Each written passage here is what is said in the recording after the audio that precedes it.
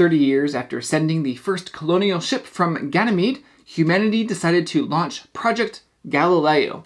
Its goal? Settle the 4 main satellites of Jupiter in order to broaden human presence in the solar system.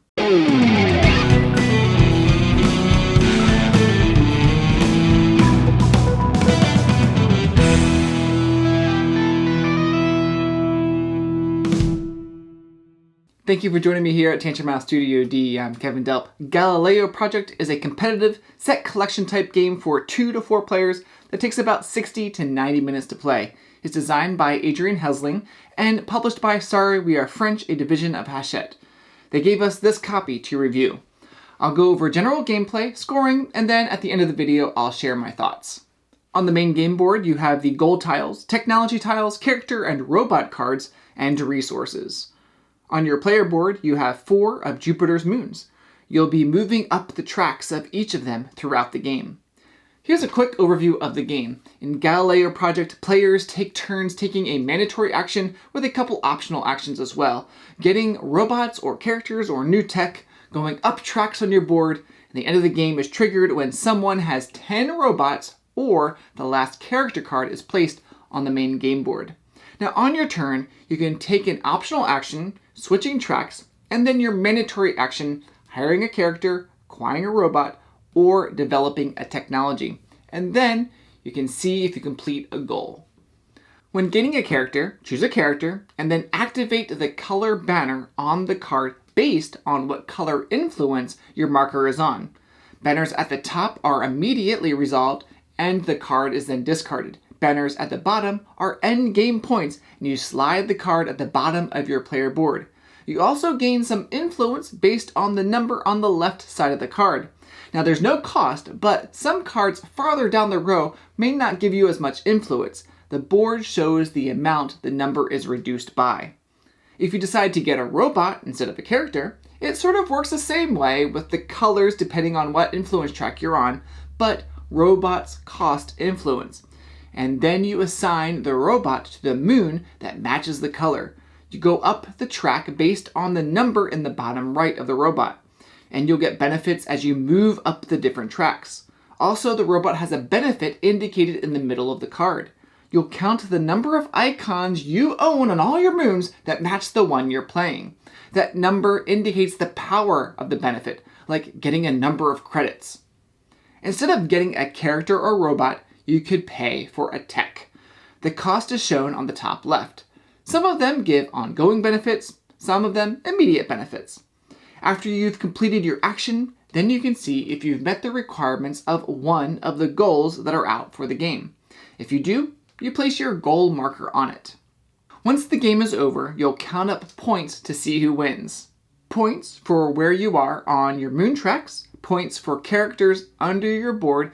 You do have to spend a mega credit for each one of those, points for your technologies, and points for goals that you've completed. Now, the majority of your points are going to be from where you are on the different moon tracks. So that's where a lot of the strategy is going to be in the game. What tracks do you want to start going up first? On Jupiter, it allows you to spend less influence when purchasing robots. You do have to spend mega credits to get that benefit each time. Europa gets you energy. That's really helpful to get you technologies.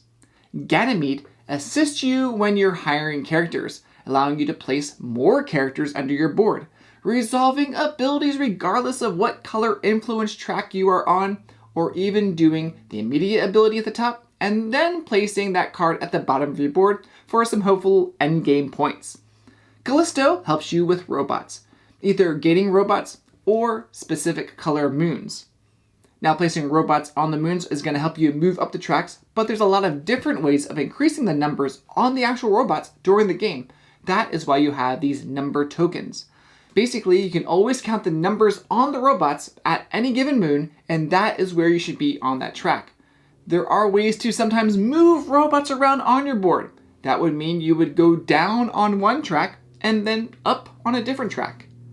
Other than what tracks you decide to go up from game to game, there is variability in what goals are available and what technologies you decide to use. There's an A side and a B side to those. One thing that I find extremely interesting in the Galileo project is the influence track. Managing that throughout the game is really fun. Can I be efficient in my actions so I'm not bouncing back and forth between those two colors? Because it's going to cost credits to move lines, so I really want to be careful how I spend those mega credits. There is some player interaction in what cards are taken from turn to turn, and also there are a limited number of technologies and spots for those gold tokens.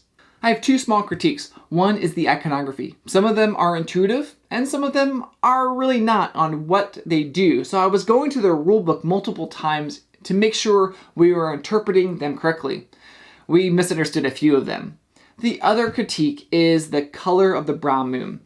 The token is brown, but the moon on your board is more reddish brown, and the track leans really into that red color. So that got players confused a little bit when they're acquiring robots. It makes sense that the brown moon has to go to this track, but sometimes you're just glancing at what's available on the main board and your eyes might glance over a robot and it didn't match as it could have, so sometimes you're not really looking at the right colors depending on what color moons you're going to. The space theme's a little light when it comes to gameplay, but it does come through in the art. I'm personally a big fan of the artwork and illustrations. The cards and the robots look pretty cool with the designs. The box cover really grabs your attention, and I love that there is even cool art inside the box cover. It has good play time, about an hour, which feels good for this medium weight board game. I like the decisions that they're simple when it comes to your turn. Get a character, robot, or tech. So there's little downtime between turns and not a lot of room for analysis paralysis, which I think is good. I've enjoyed my plays of Galileo Project. I think you'll like it if you like games where you're moving up different tracks, getting benefits along the way, figuring out the best way to do all that. So let me know in the comments what questions you have about Galileo Project. We'd love for you to like this video and subscribe to our channel if you haven't done so.